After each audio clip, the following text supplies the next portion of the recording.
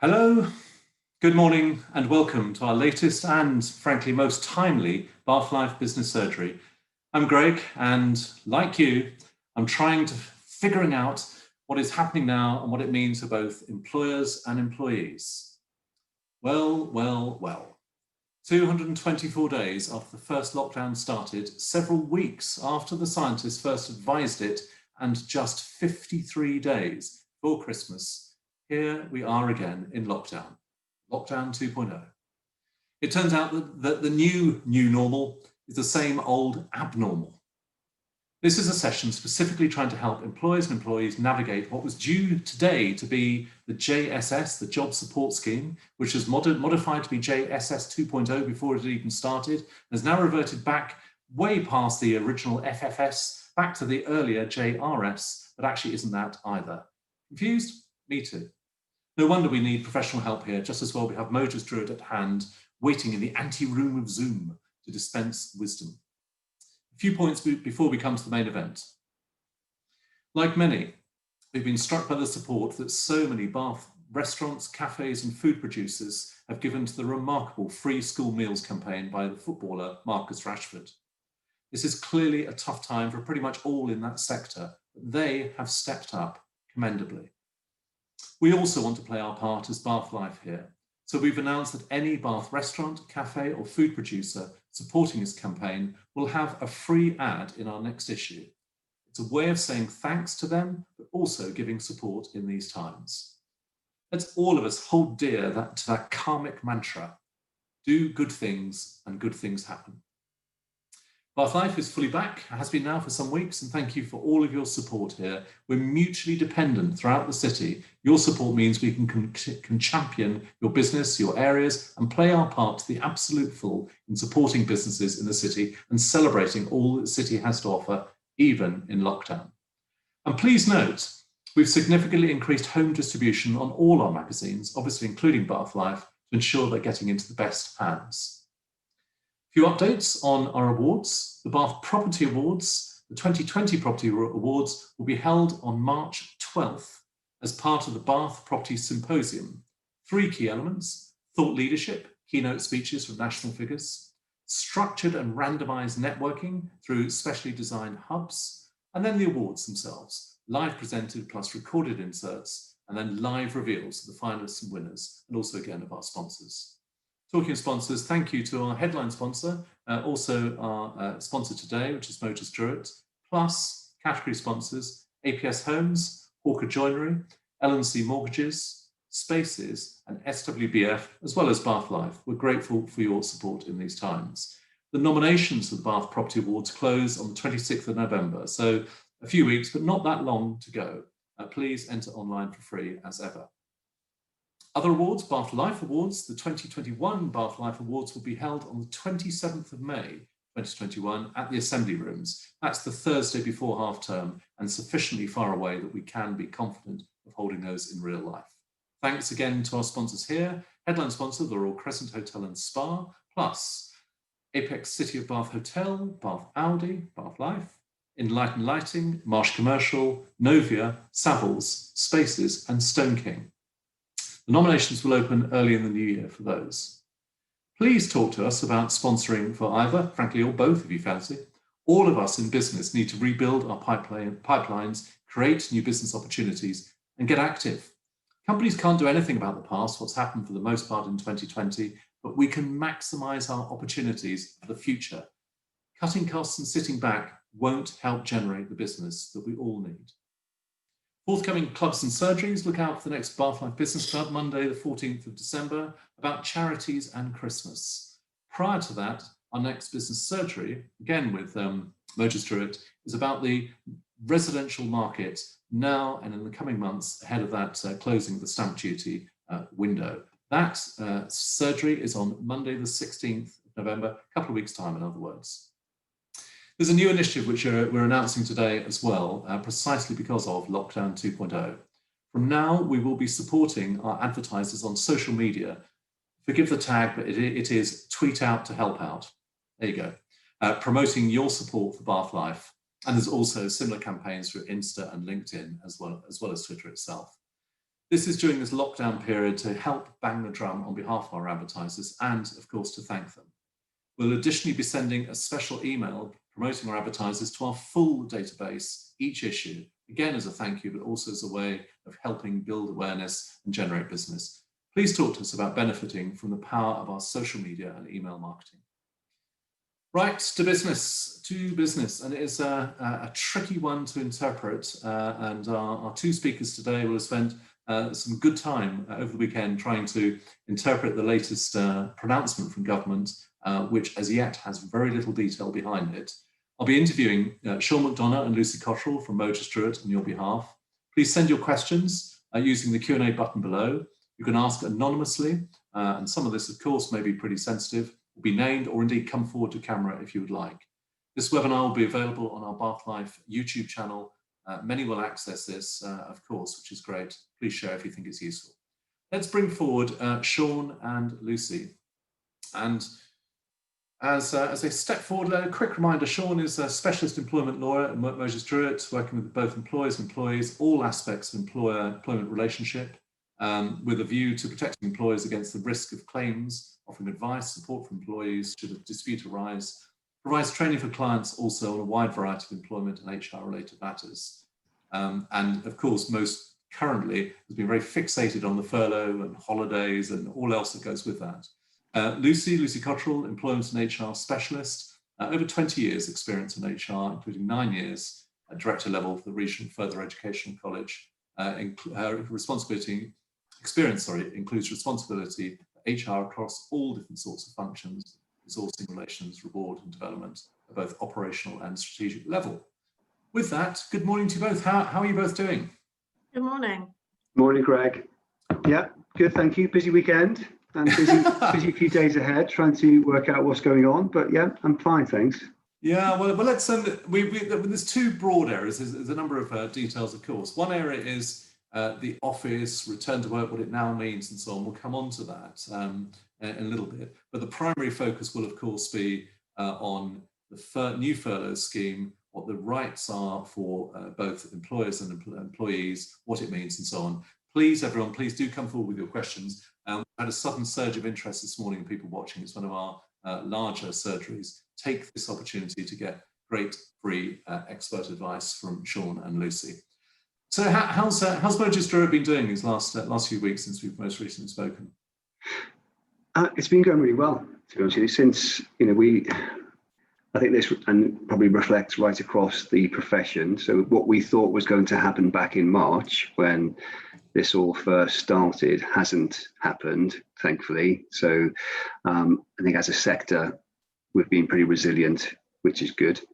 So yeah, we've gradually been getting people back to the office, people becoming more comfortable about being back in the office, seeing their colleagues, understanding the benefits of being back in the office. And now we're going to change that again this week. So, well, let's hear it. I mean, I'm sure it's like many businesses. You probably had a few calls over the weekend. You have a sort of team meeting this morning, no doubt. You're figuring out what you are going to do with your office. On the one hand, government is saying, please work from home if you can. On the others, you've got businesses which are fully capable of being COVID compliant and so on, working in the office. What is your current view from Mogers' point of view about how you will run the business in the coming weeks during this second lockdown? Yeah, I think we're trying, so today and tomorrow, we'll hopefully get some more guidance, official guidance today. We're trying to juggle our, whatever the requirement is to close and have people working at home versus continuing to service clients. Clients throughout, since March, have pretty much consistently sort of continued to opt for remote meetings and those types of things rather than coming into the office. We've had a bit of a heavier trickle over the last few weeks, and we've been out and about seeing clients more. So we're just grappling with those issues. So I think we're going to have, it will be similar to how it was in the first lockdown, but we just need to try and get a handle on what our external messaging is going to be with clients and how flexible we can be to continue to meet that need, really. I don't want to preempt your prognostications, which I'm sure will all be in place by, I don't know, close of play tomorrow, certainly Wednesday. But what is your expectation? What would you like to say, to clients currently, and indeed your team? I think the team, my expectation is we will operate on a skeleton basis across our offices. We will see clients by Zoom and MS Teams and those types of things. We will have home visits as we're allowed to. We had the benefit of being able to meet clients outside when the weather was nice. So perhaps not so much this time around, but we'll do those types of things. We may be able to operate certain appointments in the office, but we need to just see how it goes over the next few days. And Lucy, from a perhaps a slightly broader HR point of view, for the Mogers team specifically, but for anyone watching this, what advice would you give about frankly, the psychological impact of suddenly having to go back into a form of lockdown, which is actually very similar to what it was in April, when we've all psychologically tried to move on from that? Yeah, I think this time around it may be more difficult for a lot of people to get their heads around having to resort back to working from home again. So I think there's going to have to be a lot of thought given by employers about how best to manage that communication, and then ongoing how we remain in contact with our employees to just check in on them, make sure that they're dealing with this as best they can. Obviously, we're all in this together, so we try and work through together the best way possible. Yeah, and in a sense that people talked about the blitz spirit even when they didn't experience the blitz spirit, and what we're having to do is rekindle the spring spirit, which is only a few months back. And in theory, this lockdown is only for a short period, so it might be or should be slightly easier, albeit at the margin it's going to be difficult for people, I guess. Yeah, I think that obviously the first time we went into lockdown, we didn't know how long it was going to last. It kept going on and on and on. So the way that people perhaps approached that was slightly different because they didn't know what to expect. I think this time around we have experienced what it's like to be in lockdown. So we need to perhaps as individuals put some things in place ourselves now to help us manage that as best we can. Yeah. And I guess all of us also want to cling to the belief, look, we got through that time previously, so of course it's going to be tougher than we would wish, but come on, we've got that experience, we can do this. Yeah, hopefully we've all got that resilience within us to be able to get through again. Right, talking of resilience, there's great resilience needed in going through the absolute minutiae of the detail of the furlough scheme, but of course we don't quite have that minutiae because government hasn't given the guidelines just yet. But Sean, please run through the litany of JRS, JSS, FFS, which is always an enjoyable one, and where we are up to now, what employers can and indeed can't do, and what it means for employees. The floor is yours. Okay. So we finished Friday last week, advising clients on the job support scheme, and specifically saying we're waiting for guidance on a couple of bits and pieces, which was finally published at 7 p.m. on Friday night, to then be replaced the next day by, it's now being withdrawn. So it was withdrawn on Sunday morning. So that guidance is no longer available. So we went into the weekend expecting to be operating under the job support scheme this week, which is the employees working 20% of their hours under the open scheme, or none of their hours under the closed scheme, and the government providing support and the employers making certain contributions. That's now been postponed to after the second lockdown. And what we've gone back to is the version of the furlough scheme that we had from the 1st of July this year, which introduced the flexible furlough scheme for the first time. And crucially, the government paid 80% of an employee's salary. So that contribution has reduced over the last few months down to 60% at the end of October. So from Thursday, although there will be technically a gap between Saturday and Thursday, the initial indication is that there'll be no gap. So from Thursday, this furlough scheme will be deemed to have been in place since Sunday on an 80% of a salary basis, with the employer still being able to top up should they wish to do so, to 100%. Can I just absolutely clarify that point? Yeah. So technically, the lockdown and thereby, as we understand it, thereby the furlough scheme kicks off just after midnight on the 4th, i.e. ahead of November 5th, which is this Thursday. But you're saying that actually the furlough scheme would cover the first 3 days of this week as well. Yeah, I can't see any other way around it, Greg, because otherwise you're going to have employees in limbo for those 3 days. So lots of employers would have actively taken steps to terminate existing furlough agreements by the 31st of October, and to have put in place job support scheme agreements, which are basically short-time working agreements, from the 1st of November. So there's going to be that odd period where nothing applies unless they, and I have seen something from the government over the weekend saying it'll be backdated. So I think it'll be unbroken furlough, although employers may need to reintroduce those agreements and get employees on those agreements again this week in time for Thursday, to make sure that they comply with whatever rules come up over the course of the next week or so, which we don't currently know about. And we know from experience that that's going to happen, because that's happened every time so far. Yeah, I'm sorry, I really do just want to press this point. So in other words, it's not just today, it's the 1st, which was Sunday, and obviously many businesses were working on Sunday.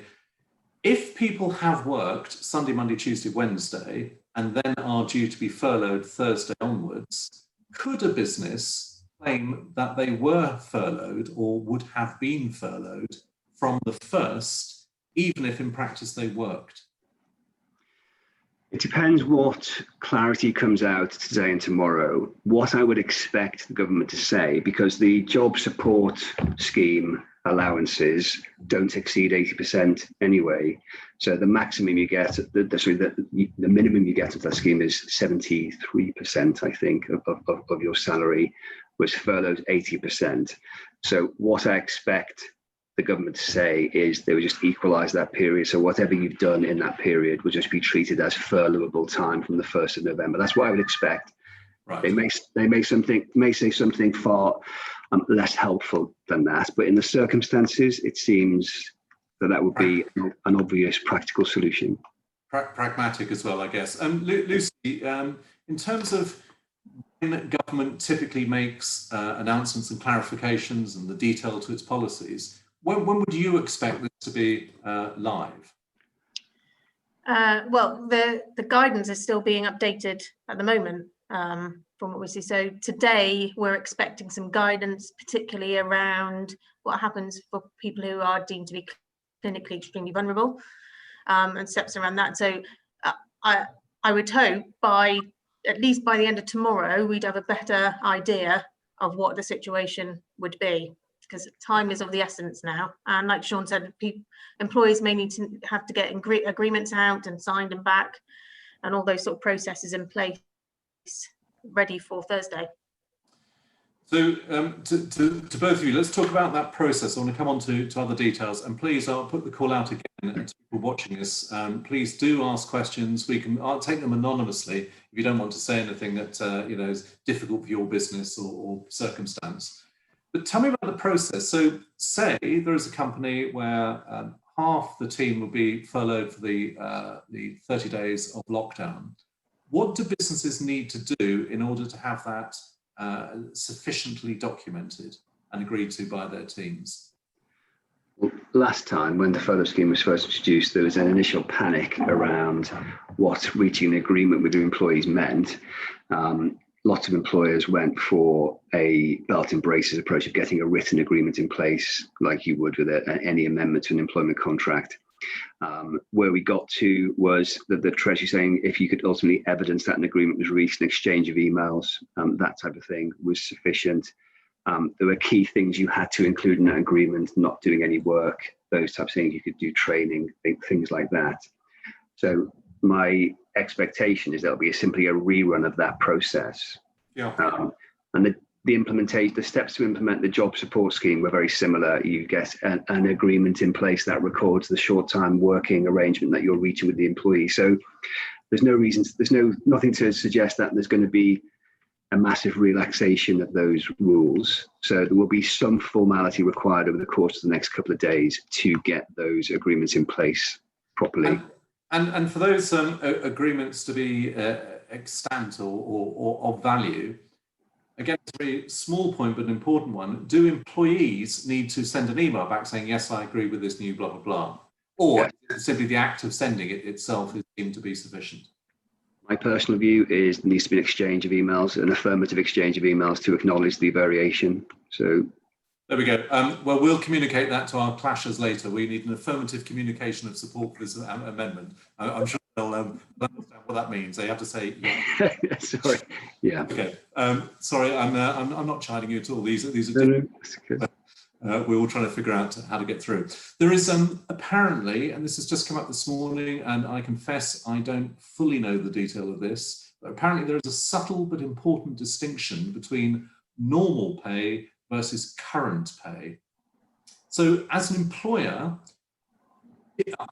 is this to be calculated on what people were earning prior to the first lockdown, March 23rd, whenever that was, or assuming they've come back from furlough, on what they are now, if now is a different level to then? So I know we're saying this whole session is subject to the rules, so I won't say that again, but the original scheme was based upon salary up to a certain, so normal salary was salary up to a certain date in March. And that was the salary that the various percentages were applied to. The job support scheme was the same. I would expect the new furlough arrangements to operate on a similar basis, but not back to March. The concern is they will, because if you've been on the payroll, your employer's payroll at the 30th of October, then you can be furloughed under the new furlough scheme.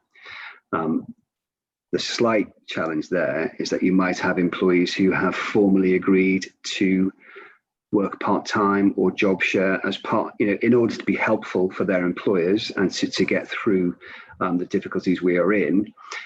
Those arrangements, if those arrangements fall outside of the furlough or the JSS scheme, then the percentages might apply to those reduced salaries. So those arrangements may need to be terminated and the previous full-time arrangements reinstated before the new furlough arrangements are entered into between the employees. So that sounds stupidly complicated, but well, no, it doesn't. I mean, just to play that back a different way, that if this is all theoretical, but if an employer had people on whatever salary level on March 23rd and had reduced it either as a reduction or as a part of a shared working, if they now were to reinstate that previous salary, higher salary, wouldn't it be smart for them to do that because they could then claim on the basis of the higher salary rather than the lower one? Yes, it would be smart. What we need to look at over the next day or two is whether that would be an abuse of the system, abuse of the new furlough process. Previously, at the early stages of the first furlough scheme, there was an initial rush from smaller employers to get employees onto short-term working arrangements or even lay employees off. So a number of smaller businesses did do that immediately on the last lockdown. And once the furlough scheme came into place, they were able to terminate those relationships and reinstate and deal with those employees as if they were being furloughed. So you have to hope that there is a similar level of flexibility around those things.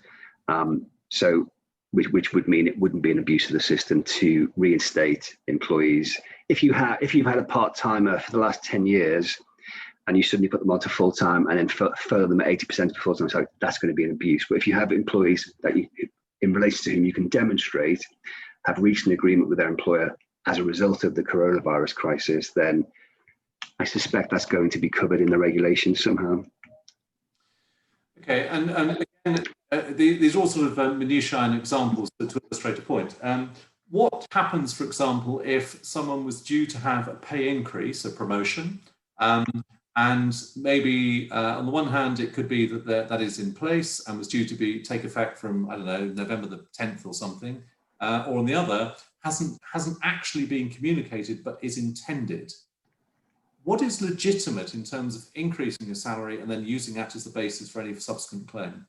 So that's going to be determined by what the normal pay date is in the new regulations. So it's whatever. So that will be a certain date. Let's say it's going to be the 30th of October, because that's the date that they're currently saying you have to be on the payroll for.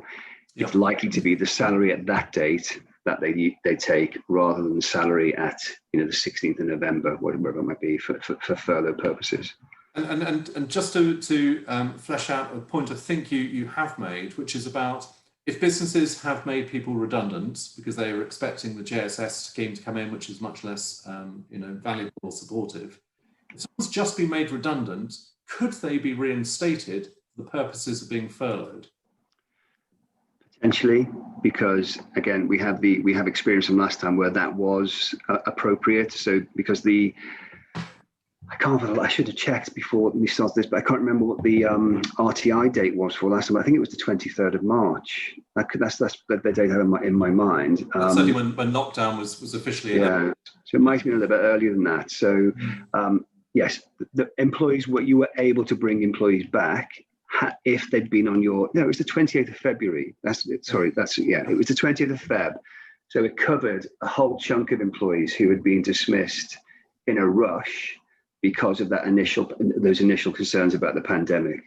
So had an employee been dismissed after the 20th of February, you were able to bring them back and furlough them for the period of the scheme. So I suspect there'll be something similar to that.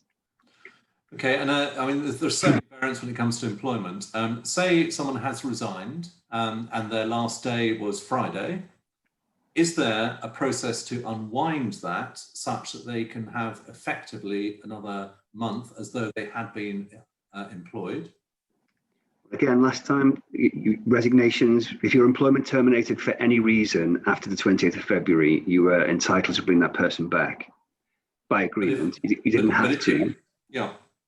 But I'm sorry, on the specific point, so this Friday just gone, which is Friday the 30th, I think. 30th. Yeah.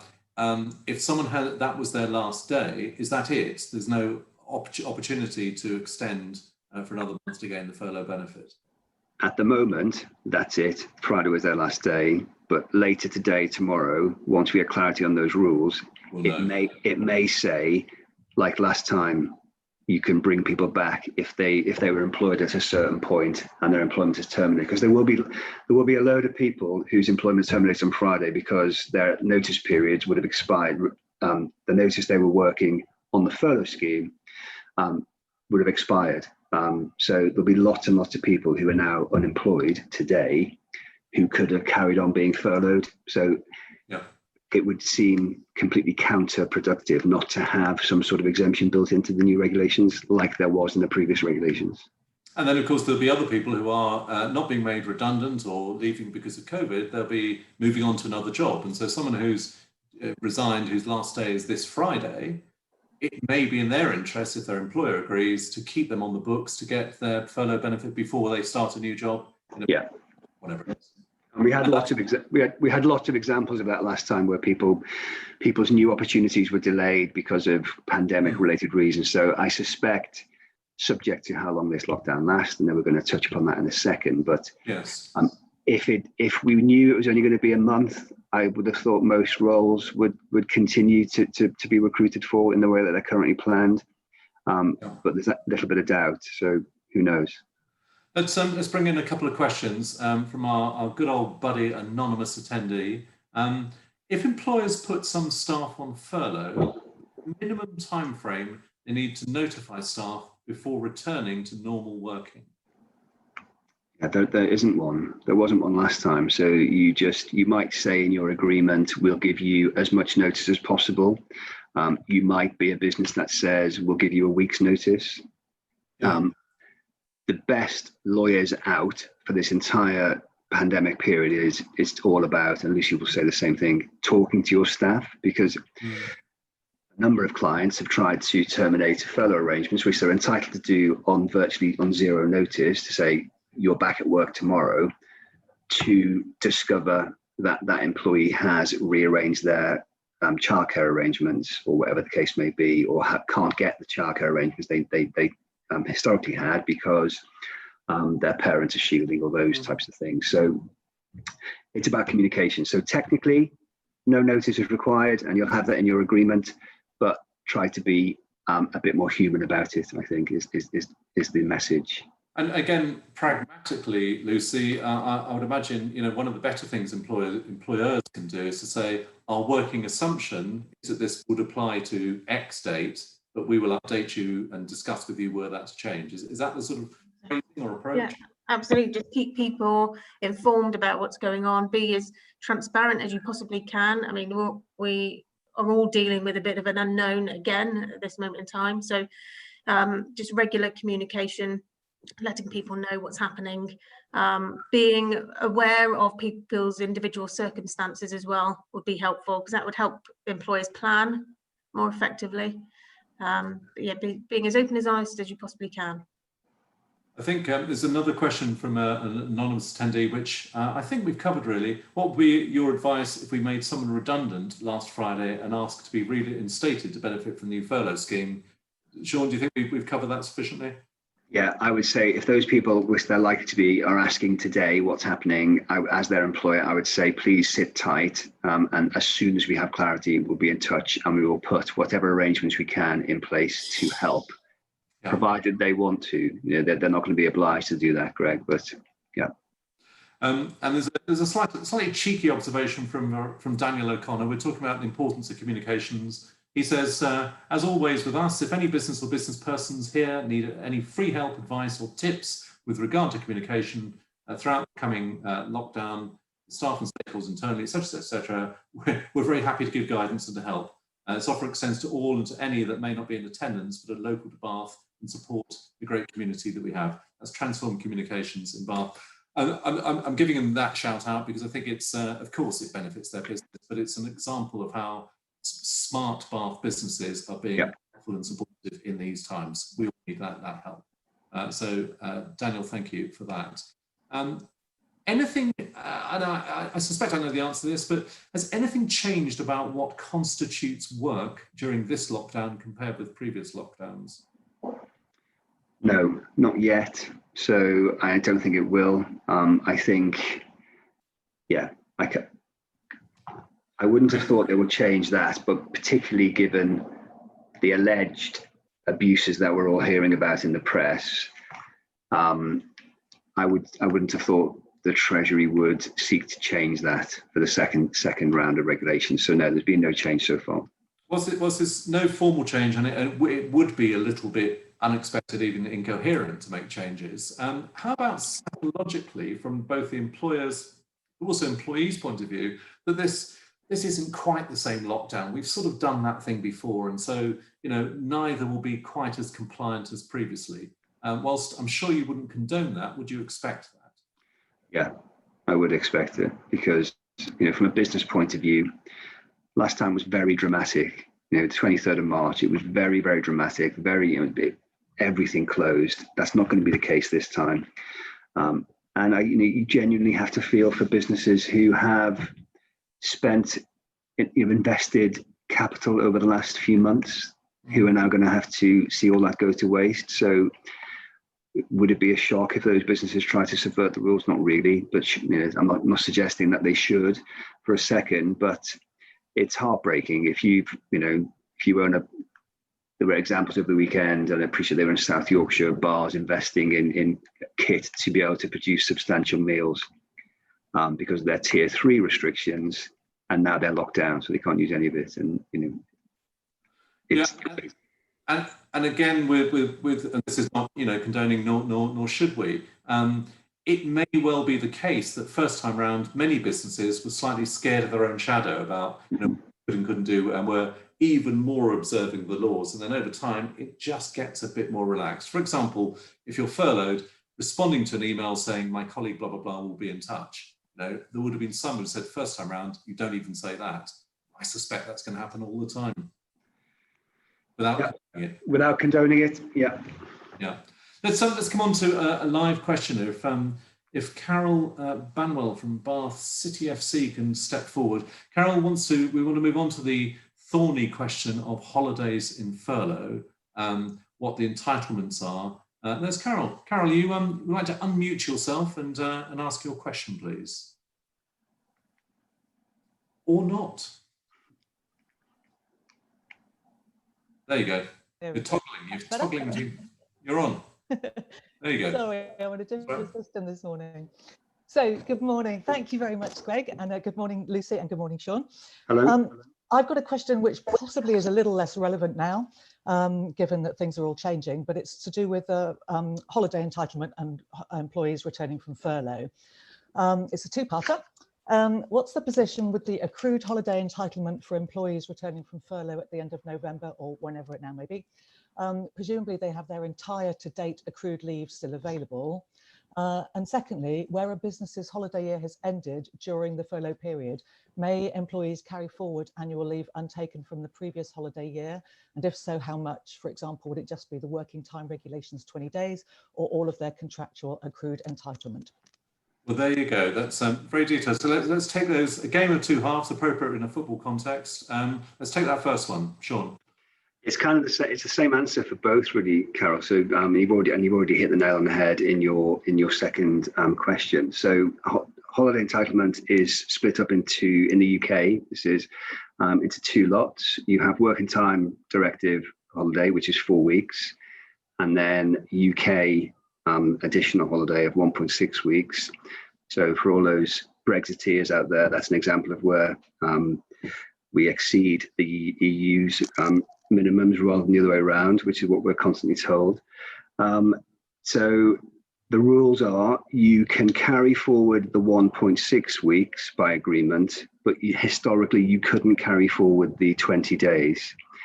That was relaxed in March to say that 20-day accrual could be carried forward and used up to 2 years in the next 2 holiday years following the end of your current holiday year.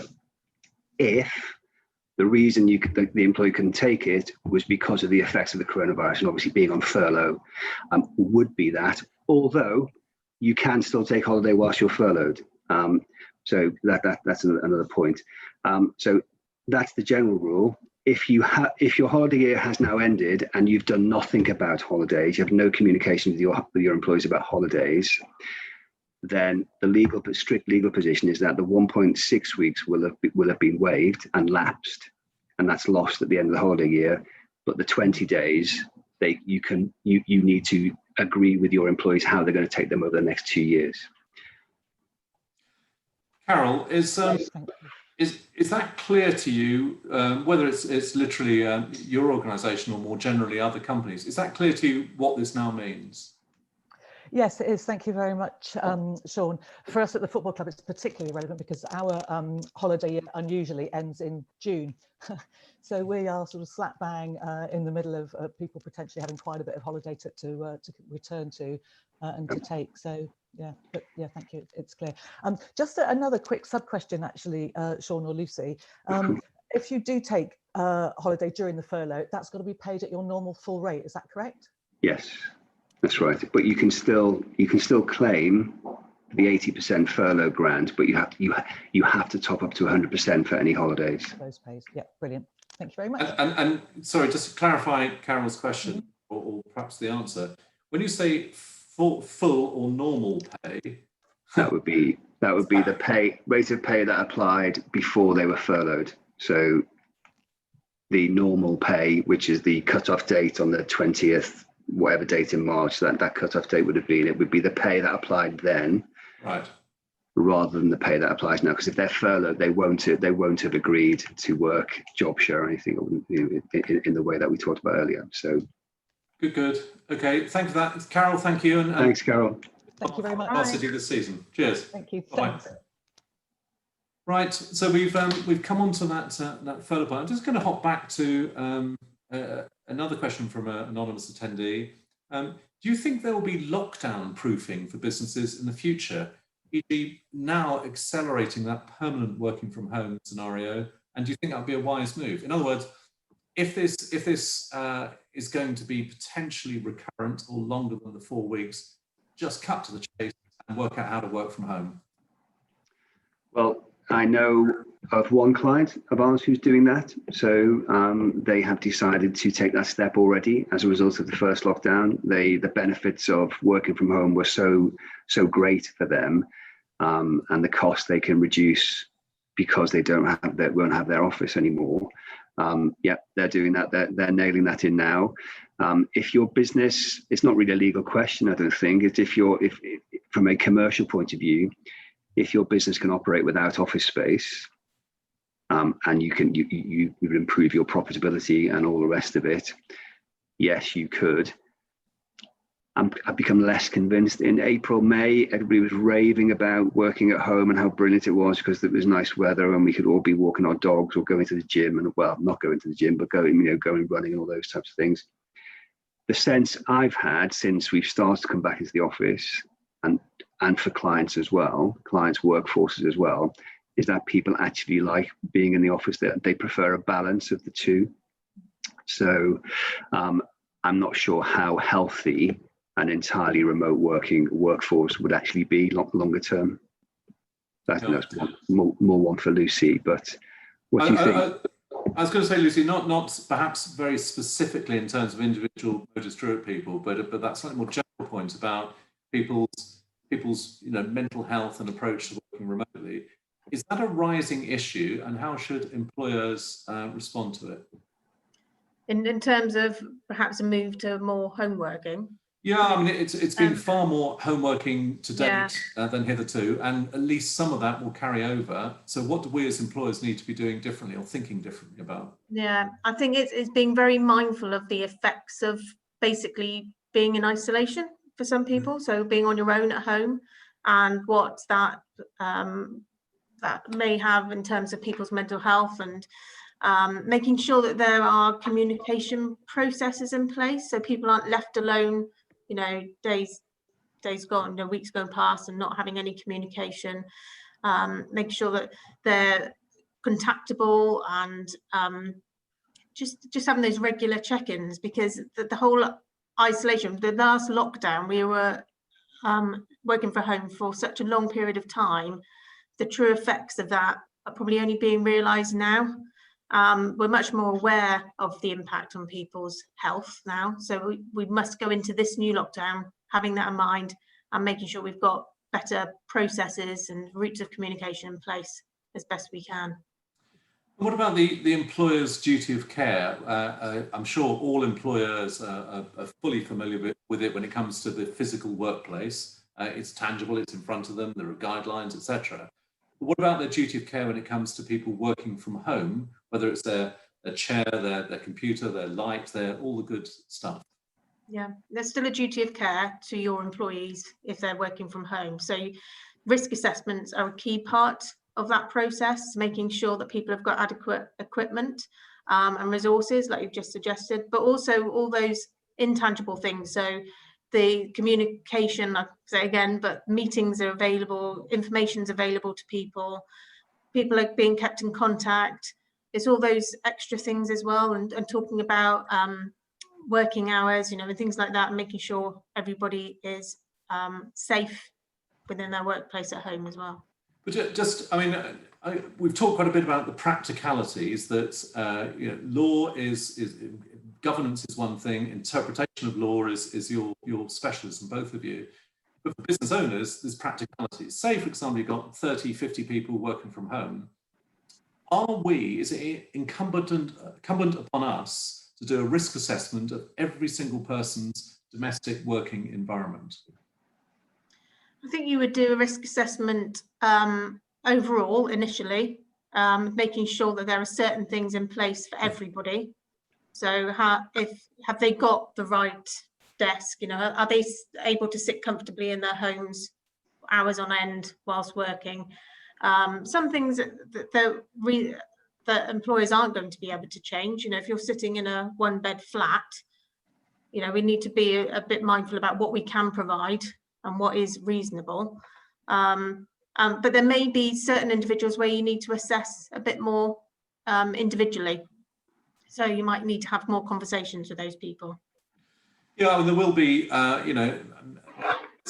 many businesses, I'm sure, with younger workforce who are in, multi-tenancy houses, whatever, or flats, and they're working in their bedroom and they're sitting cross-legged on their bed. About as far away from sitting at a desk. Yet, as an employer, that's the same working times as in the office. What should we be doing in that circumstance? Well, some of our clients have invested in some pieces of furniture, quite the sort of space-saving furniture, flat pack type desks, those sorts of things. So you still have the ability to put your laptop on a piece of furniture, so you're not sitting there with it on your lap. Making sure your staff are taking regular breaks as well. Encouraging them to get outside and take some exercise. All those sorts of things I think are going to help people during this time. From my point of view, it's also worth noting that the health and safety regulations say you have to do what's reasonably practicable as an employer. So it's not an exhaustive requirement. If you have somebody who's living in the bed sit and you're locked down through government regulations and all the rest of it, there's only so much you can do as an employer. It's very important that you can demonstrate that you have tried to do the things that Lucy's talking about. So policies and communications and that type of thing are very important. And again, just to tease the detail, it's not so much that there is some proof that it has been done, that there's some regulation one has to comply with. It's in the event that there is a subsequent claim, you would be able to demonstrate that you had taken reasonable steps. It's more There's more of that. So if somebody, in 6 months' time says they developed a slip disc because they were sitting on their bed for 7 months on their laptop, it's potentially a work-related personal injury claim. So your insurer would then want to understand what you've done to reduce the risk of that happening. Yeah. Let's come on to yet grimmer. We're going to go from slip discs and employer responsibility to redundancies. What has changed, if anything, in the redundancy process, both in recent months under FFS and in the months to come under this new lockdown? Is anything different about redundancy? And what advice would you give employers sadly having to contemplate it? The one key difference that was going to come in over the weekend was that you couldn't have an employee on the job support scheme on their working their notice for redundancy purposes. So you couldn't make an employee redundant in the way that you could when they were just furloughed in the previous furlough scheme. So that was a regulatory difference. There was a whole.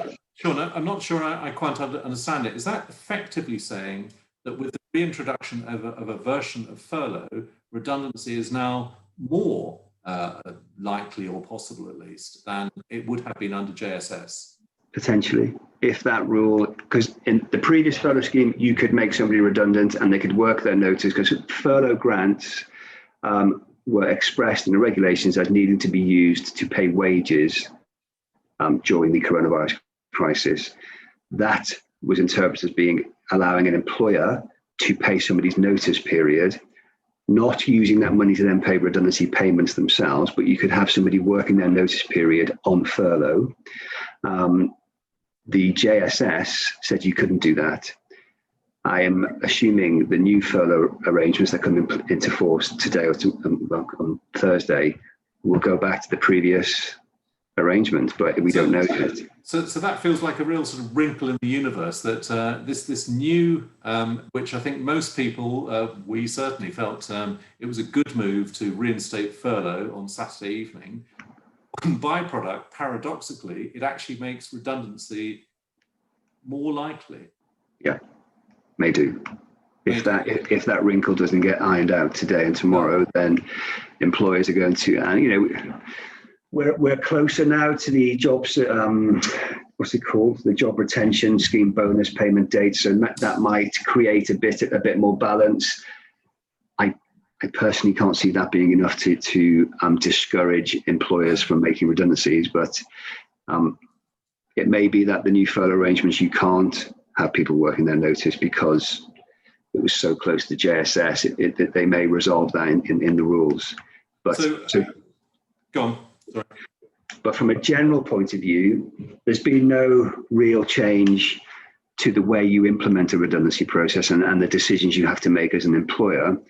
The one sort of emotional difference is that there has been quite a strong reaction between furloughed and non-furloughed employees during those processes. So lots of employees who weren't furloughed and who perceived themselves to have worked very hard during the period to date have reacted very badly when somebody who's been on furlough since March, for example, isn't selected for redundancy. But legally, I think it's a mistake to assume you can make the furloughed employee redundant over a non-furloughed employee. So it's very easy to assess performance, including the last 7 months, which of course would give a massively skewed view of your workforce.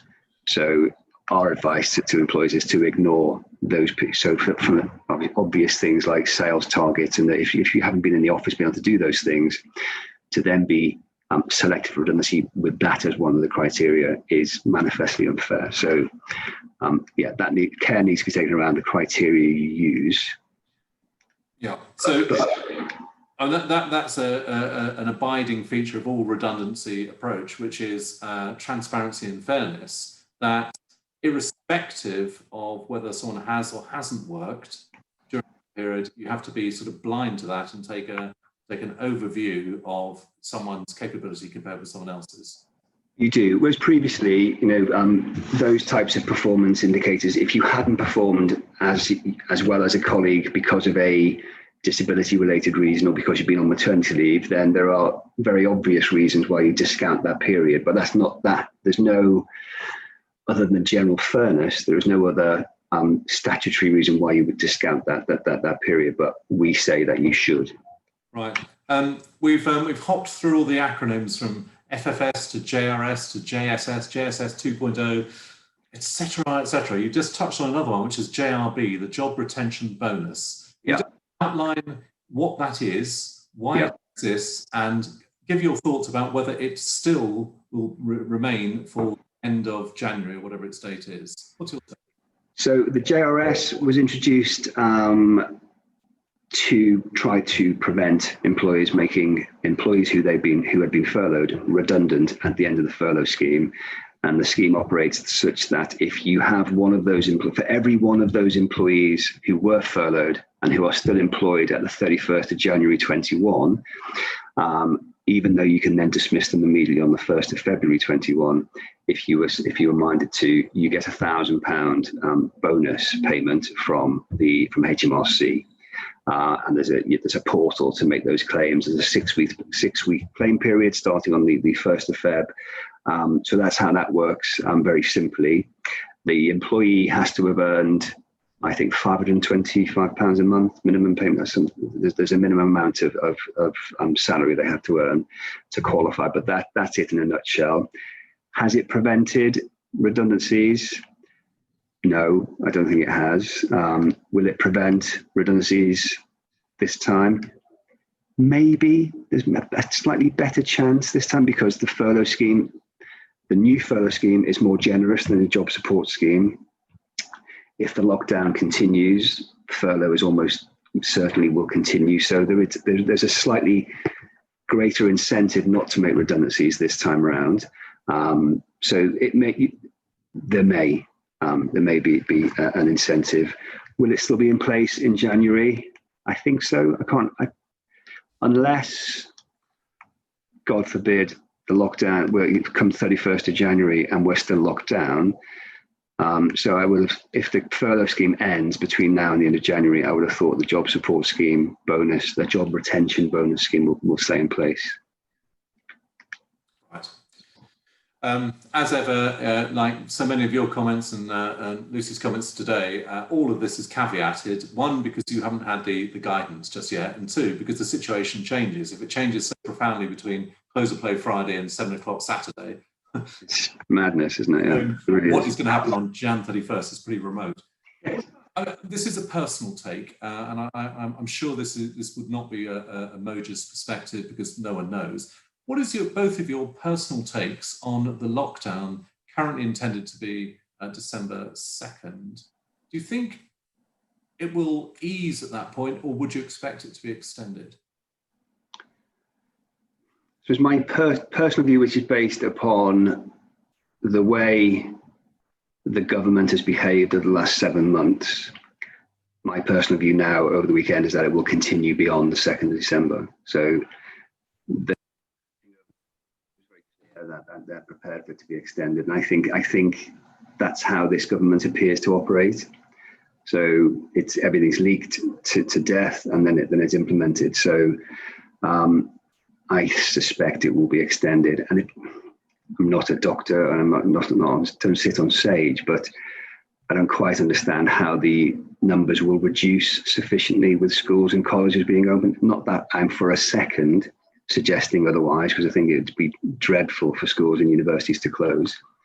But I don't understand it sufficiently to be able to see how the numbers drop materially over the next 4 weeks.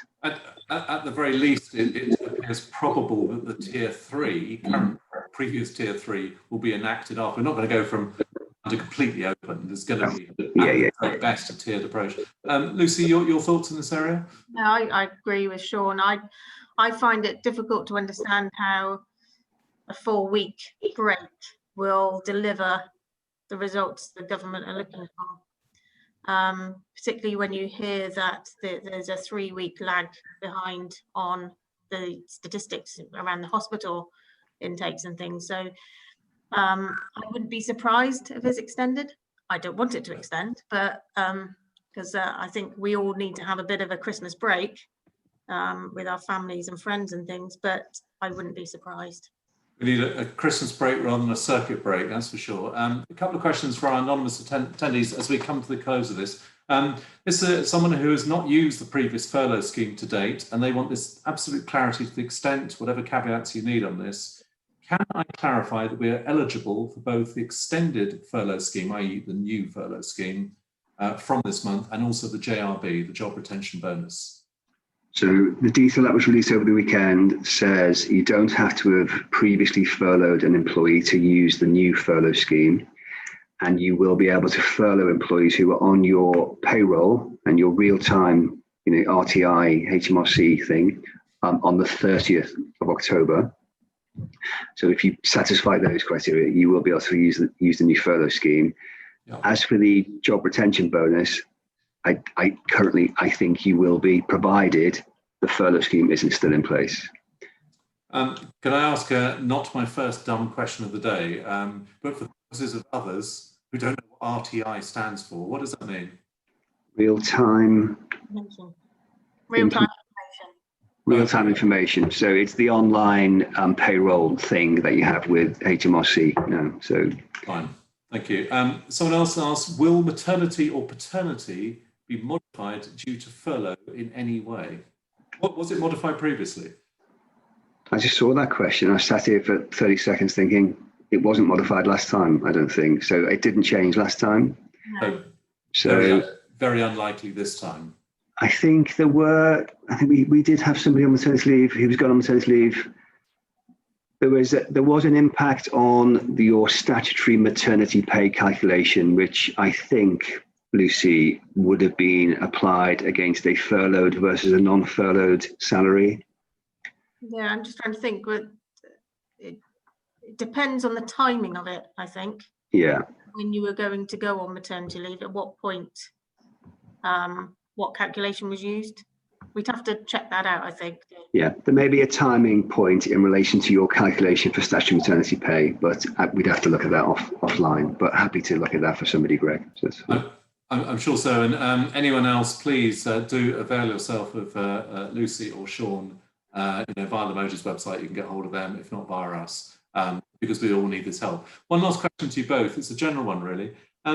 Are there any other top tips in employment and HR law currently for businesses watching us today, which we haven't covered so far? Top tips. I think communicate like you've never communicated before. So, because people really need it now, and it's very difficult for everybody, whether you're a business owner, whether you're a manager in a business, whether you're an employee. It's a very, very difficult time, and it's very easy to assume that people don't need to be communicated with. I saw a great LinkedIn video a few weeks ago talking about how normal it is for us all to feel the way that we're feeling. And I think it's useful. Communication can be an opportunity to remind your staff that actually currently it's very normal to feel that everything's awful and things are dreadful, and you might be stressed and worried and anxious and all the rest of it, but that's a normal thing to think, given what we've all been through. So communications around those mental health issues, I think, is really, really important. Yeah. Lucy, I'm sure you'd concur with that, but I do. anything else? As I mentioned before, we're all in this together, so nobody should feel alone in this. We're in it together. We're in it together. We need to communicate. We need to navigate. We need to understand. And I think also, as far as we can, we also need the stand back point, which says that we did, in all our different ways, manage to get through that lockdown period. Of course, there were some form of casualty one way or another during that process. It is a very sad and tough time. Resilience and ingenuity and cleverness shown by Bath people, Bath businesses, is actually quite humbling. And although we are now faced unexpectedly, unwantedly, with a further 4 weeks, quite possibly longer, that wellspring of resilience absolutely remains. But yes, for all employers watching, us included completely, we need to be talking with our teams and helping pilot them through it and being mindful of what they're going through. From all of us today, to Mogers Drewett, to Sean and to Lucy, for your wisdom. Thank you for your time and your questions. We've had a lot of questions. I hope we've been able to take all of them. Please look out for our next Bath Life Business Club.